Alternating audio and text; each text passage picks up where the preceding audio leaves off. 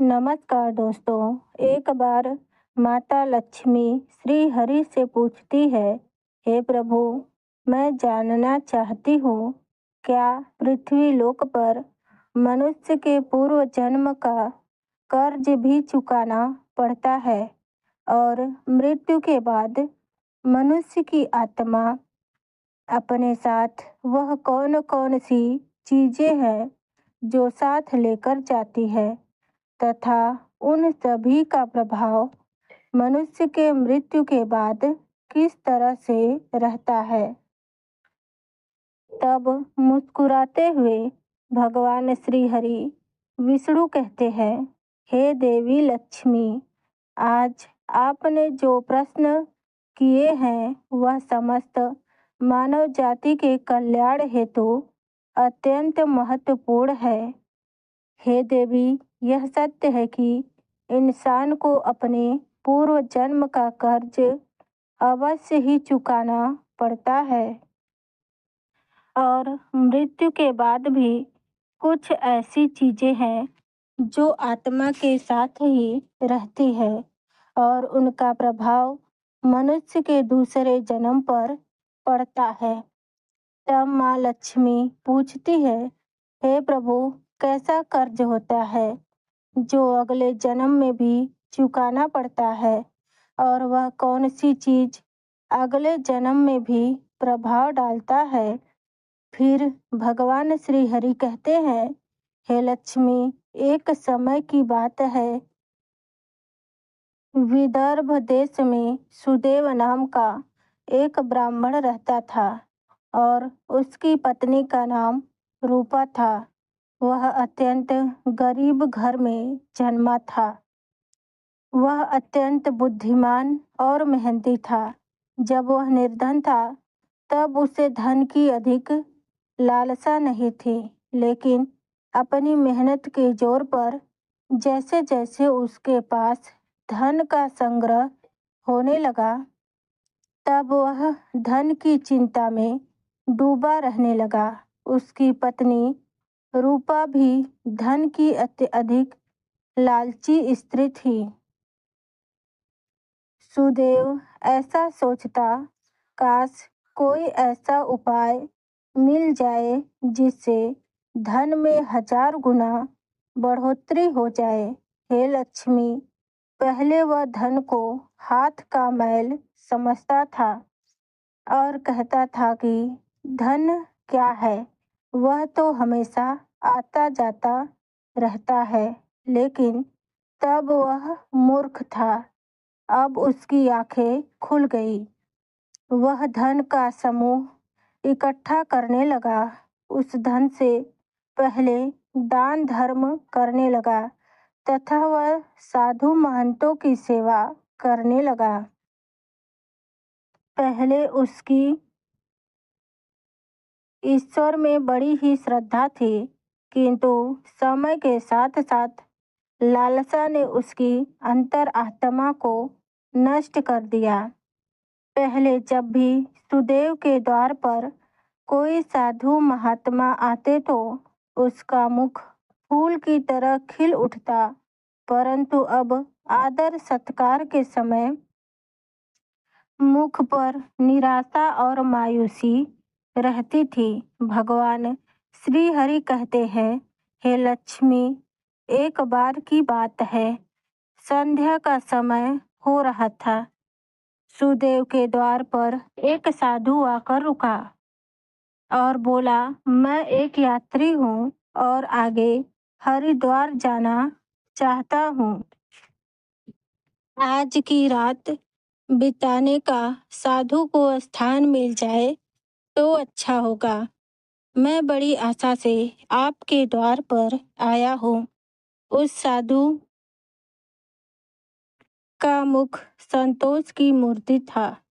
आंखों में अमृत और मुंह में शहद सी मिठास, जिस कारण से सुदेव का हृदय भक्ति भाव से भर गया और वह उन्हें प्रणाम करते हुए बोला, जरूर महात्मा, आपकी सेवा करना तो मेरा परम धर्म है। तब वह साधु कहते हैं, हे बेटा, तुम्हारे जैसे भक्ति भाव वाले पुरुष कहीं विरल मिलते हैं।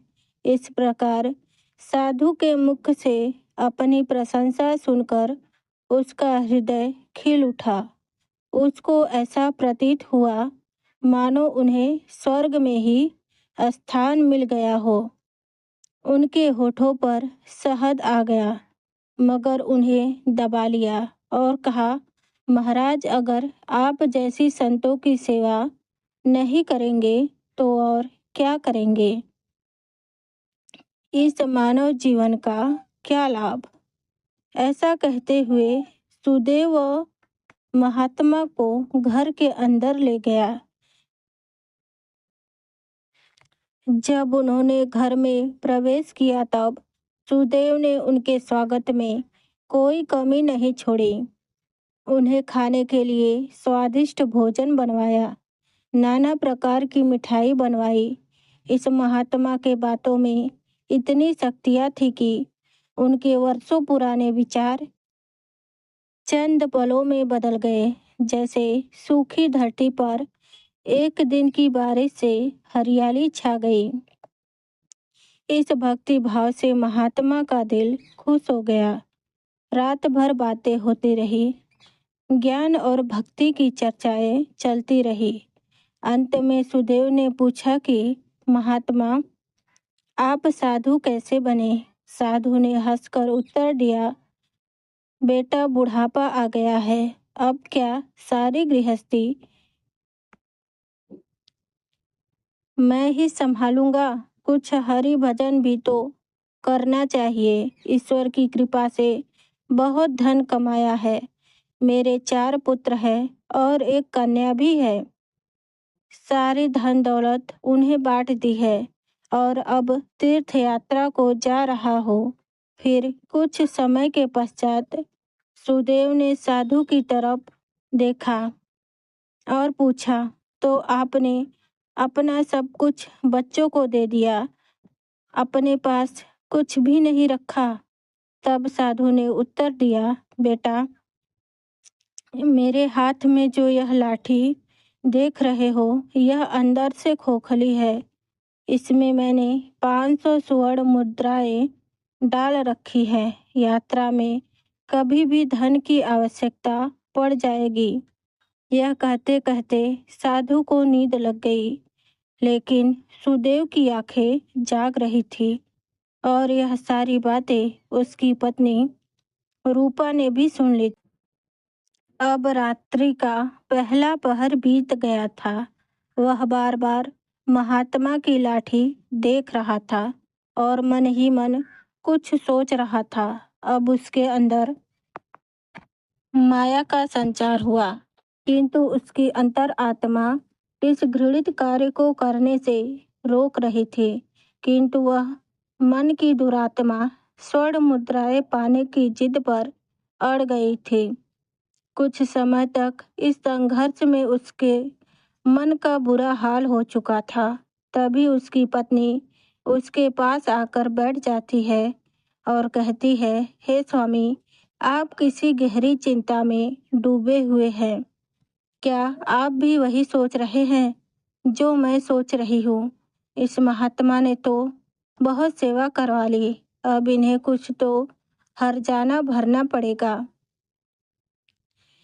तब सुदेव कहता है, रूपा, मेरे मन में बड़ी दुविधा हो रही है। हमारा कर्तव्य है कि अतिथि का सेवा करें, किंतु अगर हम इनके धन को चुराते हैं तो पाप होगा। शायद हमें ऐसा नहीं करना चाहिए। तब उसकी पत्नी कहते हैं, अजी, आप कैसी फिजूल की बातें कर रहे हो? इस महात्मा की उम्र ढल चुकी है, क्या पता यह कब लुढ़क जाए। वैसे भी अब यह अनाथ है और अपना समय बिताने के लिए हरिद्वार जा रहे हैं। आप अपने मन के मत रोको और इन सुवर्ण मुद्राओं को ले लो। मुझे लगता है ईश्वर भी यही चाहते हैं। इसी कारण यह महात्मा हमारे यहाँ पधारे हैं। और जो बात सबसे गुप्त रखनी चाहिए उसे ही आपको बता दी। तब सुदेव ठीक है ऐसा अपने पत्नी को कहता है। भगवान श्री हरि कहते हैं, हे लक्ष्मी, अत्यंत लोभ ने धर्म को हरा दिया। सुदेव ने लाठी उठाई पर उनके हाथ पैर कांप रहे थे। उसकी अंतरात्मा ने एक बार फिर से रोका, लेकिन लोभ ने उसे दबा लिया। तभी सुदेव और रूपा ने लाठी खोली, उसमें से स्वर्ण मोहरों को निकाल लिया और उनकी जगह सामान्य लोहे के सिक्के को भर दिया। अगले दिन प्रातः सुबह महात्मा सुदेव और उसकी पत्नी की विनम्रता पूर्वक आज्ञा लेकर स्नान आदि करके अपनी अगली यात्रा के लिए तैयार हो गए। किंतु अभी भी सुदेव का दिल धड़क रहा था। उन्हें डर था कि कहीं साधु को उन पर शक नहीं हो जाए। इस ख्याल से उनका चेहरा पीला पड़ता जा रहा था, लेकिन महात्मा को इस बात की कोई खबर ही नहीं थी और वह उन्हें धन्यवाद दे रहे थे। अपितु जाते समय सुदेव ने कहा, महात्मा जी, मेरे यहाँ संतान नहीं है। कृपया भगवान श्री कृष्ण से प्रार्थना करें कि उनके जैसे ही हमारे यहाँ संतान हो जाए। वैसे तो हम पापी हैं, प्रार्थना का कोई असर नहीं हो सकता। आप महात्मा हैं, भगवान आपकी जरूर सुनेंगे। महात्मा ने कहा, मैं तुम्हें आशीर्वाद देता हूँ कि भगवान श्री कृष्ण तुम्हें संतान दे। इतना कहकर महात्मा वहां से चले गए। श्री हरि कहते हैं, लक्ष्मी, अब जैसे सुदेव के सिर से एक बड़ा बोझ हट गया। किंतु दोनों पति पत्नी इस चोरी के फल से नहीं बच सकते थे। यह बात सुदेव को पता थी और उसका मन मस्तिष्क इसे अनुभव कर रहा था। वहीं दूसरी ओर जब महात्मा हरिद्वार पहुंचे तो उनका हृदय अत्यंत प्रसन्न हो गया। वहां साधु संतों को देखकर उनका मन ईश्वर भक्ति में लीन हो गया। फिर अगले दिन उन्होंने उस मंदिर के मुख्य रसोइये को बुलाकर कहा, महाराज, मैं यहाँ दर्शन हेतु आने वाले सभी यात्रियों के लिए अन्न दान करना चाहता हूँ। अब यही एक इच्छा बाकी है। सभी लोगों के भोजन, निवास और वस्त्र दान के लिए कितना खर्च हो सकता है। तब उस व्यक्ति ने हिसाब करते हुए कहा कि महाराज, इसके लिए कुल 400 स्वर्ण मुद्राएं लग सकती है तथा 10 से 20 कम अधिक भी लग सकती है। क्या आपके पास इतना धन है तो ठीक है, मैं इसका प्रबंध करता हूँ। आप बस कल सभी कार्यक्रमों का आयोजन करो। अगले दिन उनके कहे अनुसार उस रसोइये ने पूरा आयोजन किया। हरिद्वार के परिसर में बड़ी धूम और खुशी के साथ अन्नदान, वस्त्रदान, भजन आदि कार्यों को संपन्न किया। वहां मौजूद सभी लोग देखकर खुश होकर कहने लगे, महात्मा स्वयं गरीब होकर भी कितने उदार हैं। अपनी प्रशंसा सुनकर महात्मा अत्यंत खुश हुए। किंतु हे लक्ष्मी, दूसरी ओर उसका भाग्य रो रहा था। जब संध्या हुई, महात्मा ने अपने कमरे का दरवाजा बंद किया और लाठी को खोलकर देखा तो लाठी के अंदर लोहे का सिक्का देखकर उसका हृदय कांप उठा। उसे ऐसा प्रतीत हुआ कि वह कोई भयानक स्वप्न देख रहा था। वह चाहता था कि यह स्वप्न जल्दी से टूट जाए। उसने बार बार देखा, सिक्के वही थे, अब उस महात्मा को थोड़ी ही देर में रसोइये का हिसाब करके उनका धन लौटाना था। उसने सोचा अब क्या होगा। अपमान की छवि उसके सामने खिंच गई और वह कहने लगा, हे प्रभु, मुझे क्षमा करें। और महात्मा कांपने लगे। उन्हें अपमान का ख्याल और भी डरावना लग रहा था और दरवाजा बंद कर लिया। साथ ही उम्मीदों के द्वार भी बंद हो गए। महात्मा ने चारपाई की रस्सियां निकाली और छत से लटका दिया। अब मौत दरवाजे पर खड़ी थी। तभी महात्मा के अंतर आत्मा ने उपदेश दिया, आत्महत्या करना कायरता है, ऐसा मत करो। पर निराशा ने हर तरफ से हार कर रख दिया। महात्मा का चेहरा मृत व्यक्ति की तरह सफेद पड़ गया। तब उसने चारपाई पर खड़े होकर अपनी गर्दन में फंदा डाला और कांपते हुए पैरों से चारपाई को ठोकर मार दी। वह महात्मा फांसी पर झूल गया। उसकी मौत हो गई। जहाँ सुबह बहुत सुखपूर्वक शांति थी, लेकिन किसे पता था कि शाम इतनी दुखद होगी। कुछ ही समय के बाद यह घटना का चारों ओर बोलबाला हुआ। यह सब देखकर उस रसोइये ने ही उस महात्मा का अंतिम संस्कार किया और फिर भगवान का नाम लेकर अपने कामों में लग गया। भगवान श्री हरि नारायण कहते हैं, हे लक्ष्मी, वे महात्मा तो मर गए, लेकिन उनका आशीर्वाद अभी भी जीवित था। 1 साल के भीतर ही चोर सुदेव के घर में एक पुत्र का जन्म हुआ। इस अवसर पर सुदेव ऐसे प्रसन्न थे मानो उन्हें संसार का सबसे बड़ा धन मिल गया हो। बड़े ही धूमधाम के साथ नामकरण का उत्सव किया। उत्सव पर नगर भोज दिया।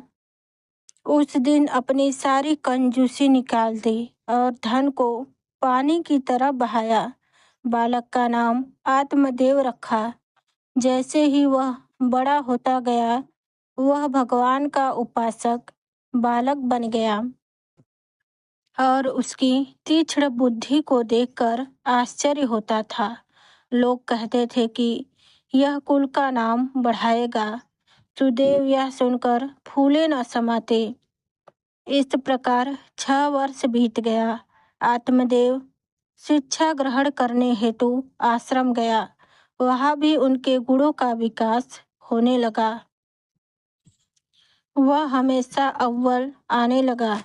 कभी कभी जब उन्हें उस महात्मा के साथ अपने दुर्व्यवहार की याद आती और उनकी आत्मा पर डर छा जाता था, तो मन ही मन कहते, मेरी बुद्धि कैसी छोटी थी, मैंने ऐसी मूर्खता क्यों की। लेकिन बीता हुआ कल वापस नहीं आता। उसने 500 स्वर्ण मोहरों को एक लाल वस्त्र में बांधकर संदूक में रख दिया और यह निश्चय किया कि वे उस महात्मा को वापस दे देंगे। फिर उन्होंने महात्मा की खोज शुरू कर दी। कई लोगों को भेजा, लेकिन वो उस महात्मा तक नहीं पहुंच सके। परंतु वह स्वर्ण मुद्राएं अभी भी एक लाल वस्त्र में लिपटी हुई उसी संदूक में पड़ी थी। भगवान श्री हरि कहते हैं, हे लक्ष्मी, समय गुजरता गया और आत्मदेव अब 20 वर्ष के हो गए थे। साथ ही एक बीमारी ने जकड़ा और आत्मदेव के इलाज में काफी खर्च हो रहा था। फिर एक दिन अचानक सुदेव अपनी पत्नी रूपा और बेटे आत्मदेव के साथ हरिद्वार के लिए निकल पड़े। वहां पहुंचकर वह एक सराय में ठहरे। वहां सुदेव को पता चला कि उनके बेटे आत्मदेव का व्यवहार साधुओं जैसा हो रहा है। उनके अंदर वैराग्य आ रहा है। इसे देखकर सुदेव बहुत परेशान थे, बहुत सोचते थे और आत्मदेव के इस स्वभाव का कारण उन्हें समझ नहीं आता था। फिर दूसरे दिन से ध्यान लगाकर सोचते पर उन्हें कोई उत्तर नहीं मिलता। एक दिन संध्या के समय आत्मदेव भजन कर अपनी सराय की तरफ लौट रहा था कि रास्ते में एक बूढ़े आदमी उसे रोता हुआ मिला। तब आत्मदेव ने उससे आश्चर्य से पूछा, भाई रोते क्यों हो? तो उसने कहा, सुनो, मैं गंगा जी में डूबकर अपना जीवन समाप्त करने जा रहा हूँ, क्योंकि मुझे व्यापार में घाटा हुआ है और मेरे सिर पर बहुत सा कर्ज है। आत्मदेव कुछ देर तक चुप रहे और फिर पूछा, महाराज, आपको कितने धन की आवश्यकता है, मुझे बताएं। उस बूढ़े व्यक्ति ने हिसाब लगाकर जवाब दिया, मेरे सिर पर लगभग 500 स्वर्ण मुद्राओं का कर्ज है। आत्मदेव ने कहा, आप चिंता मत करो, आप इसी गंगा के तट पर मेरी प्रतीक्षा करो, मैं अभी वापस आता हूँ। महात्मा ने कहा, यही पास में ही मेरी सराय है, वहीं आ जाओ। आत्मदेव भागते हुए सराय में आ पहुंचा। उसके हृदय में हलचल सी मची हुई है, उसका चित्त व्याकुल था। उसके माता पिता बाहर गए हुए थे। संदूक पर जो ताला लगा हुआ था उसे एक पत्थर से तोड़ दिया। आत्मदेव के हाथ में वह लाल वस्त्र आ गया। उस रुमाल में 500 स्वर्ण मुद्राएं थी। वह वही मुद्राएं थी जिन्हें सुदेव ने कभी महाराज से चुराया था। वह बूढ़े बाबा के पास जाकर उन्हें स्वर्ण मुद्राएं दे दी। भग भगवान श्री हरि कहते हैं कि आपके पहले प्रश्न के अनुसार हर व्यक्ति को पूर्व जन्म का कर्ज चुकाना ही पड़ता है। यह वही रसोइये बूढ़े बाबा हैं जिन्होंने उस महात्मा के अन्नदान भंडारे का आयोजन किया था, किंतु उनके आत्महत्या के कारण इनके ही धन की हानि हुई थी। और आत्मदेव वही महात्मा है जो सुदेव के घर में जन्म लेकर अपना कर्ज चुकाकर मुक्त हुआ है। हे लक्ष्मी, अब आगे सुनो। होनी को कुछ और ही मंजूर था। जब आत्मदेव वापस लौटा तो उसके मन में शांति थी, मानो उसका जन्म किसी कार्य को पूर्ण करने हेतु हुआ था। अब उसकी बीमारी ने उसके ही प्राणों की आहुति ले ली। वही जब दूसरे दिन सुबह यह बात सुदेव और रूपा को पता चला कि उनका पुत्र मृत्यु को प्राप्त हो चुका है, इस दुख के कारण उनका हृदय पीड़ा से भर गया और उन्होंने अपने प्राणों को त्याग दिया। हे लक्ष्मी, जब तीनों आत्माओं को यमराज के पास लाया गया तब आत्मदेव को स्वर्ग भेज दिया। वहीं दूसरी ओर ब्राह्मण सुदेव और उसकी पत्नी को घोर नरक में डाल दिया। उसके बाद धरती लोक पर कुत्ते के रूप में जन्म लेकर वापस भेज दिया। जो भी मनुष्य अपने जन्म में कर्ज नहीं चुकाते उन्हें जन्म जन्मांतर तक कर्ज चुकाने ही पड़ते हैं। इसलिए मनुष्य को किसी भी प्रकार का एहसान और कर्ज चुकते रहना चाहिए। भगवान श्री हरि कहते हैं, आपके दूसरे प्रश्न के अनुसार मृत्यु के बाद 5 ऐसी चीजें हैं जो साथ नहीं छोड़ती, वह आत्मा के साथ रह जाती है। मृत्यु के पश्चात जब आत्मा दूसरे शरीर में प्रवेश करती है तो ये चीजें आत्मा के साथ दूसरे शरीर में प्रवेश कर जाती है। कामना वह पहली चीज है जो मृत्यु के साथ दूसरे जन्म में भी रह जाती है। दूसरी चीज है कर्म। मनुष्य इस जीवन में पूर्ण और अच्छे कर्म करता है तो अगले जन्म में भी उसे मनुष्य के जीवन में सुख शांति व समृद्धि की प्राप्ति होती है। कर्म की गति ऐसी होती है जो 7 जन्मों तक पीछा नहीं छोड़ती। तीसरा है वासना। यह भी कामना का ही एक प्रकार है। मृत्यु के बाद लोग वासना से मुक्त नहीं हो पाते। चौथी है स्मृति या ज्ञान। ऐसे लोग हमेशा बुद्धिमान और विवेकशील रहते हैं जिस कारण से उन्हें जल्दी मुक्ति की प्राप्ति होती है। पांचवा है कर्ज, जो मरने के बाद भी मनुष्य का पीछा नहीं छोड़ती। पुनर्जन्म में उस कर्ज के भरण के तौर पर उस मनुष्य के शरीर के किसी भी अंग को अपाहिज कर दिया जाता है। अगले जन्म में भी वह सुख सुविधाओं से दूर रहता है और हमेशा अपने जीवन में असफल रह जाता है।